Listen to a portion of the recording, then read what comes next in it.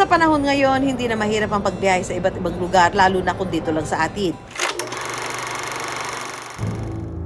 Di tulad nung unang panahon na pahirapan bago makapagpalipat-lipat ng lugar, lalo na nung panahon ng giyera.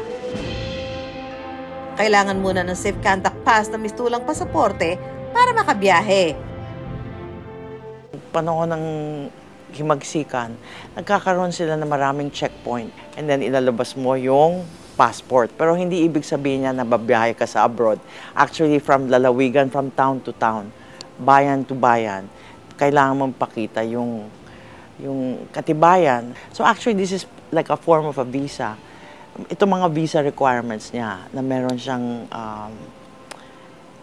position noon sa or current position within the revolutionary forces. Ang mga safe conduct pass o mga pasaporteng ito nagsasaad ng pangalan ng may-ari, lugar na pinanggalingan at pupuntahan, mga petsa at lagda. May tuturing na mahahalagang pahina ng kasaysayan, kaya mainit sa mata ng mga kawatan. The Philippine Insurrection Records, sometime ng mga 1980s, may mga malaking nakawan nangyari dito sa National Library. In fact, ang estimate is 10,000 documents were taken out maybe over 5 years, 5 to 10 years. Unti-unting pinupuslit yung mga document. Nung unang pinag-aralan ang dokumentong ito, inakalang isa lang itong papel na gamit sa eleksyon, kung saan nahalal ang isang Policarpio Buenavides bilang kapitan.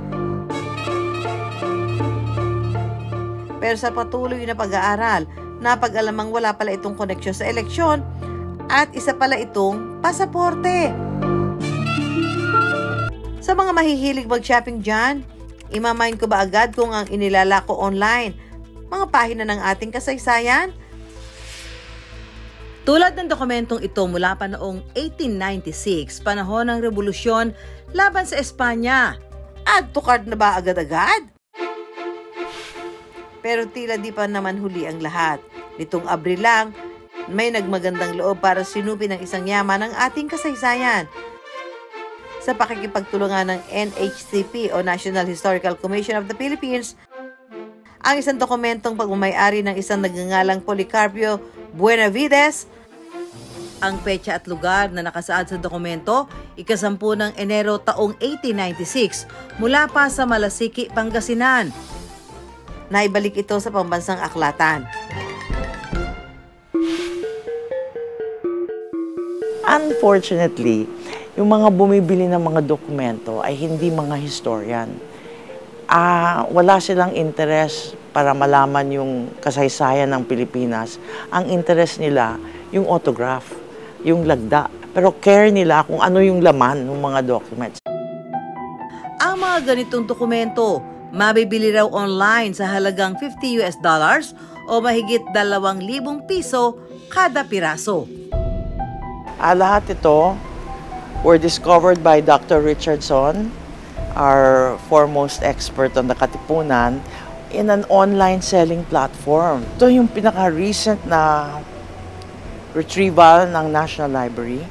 Also was found out by Professor Richardson, and the way he found out was because of this very faint pencil outline, pencil numbers, na prove it is part of the Philippine Insurrection Records.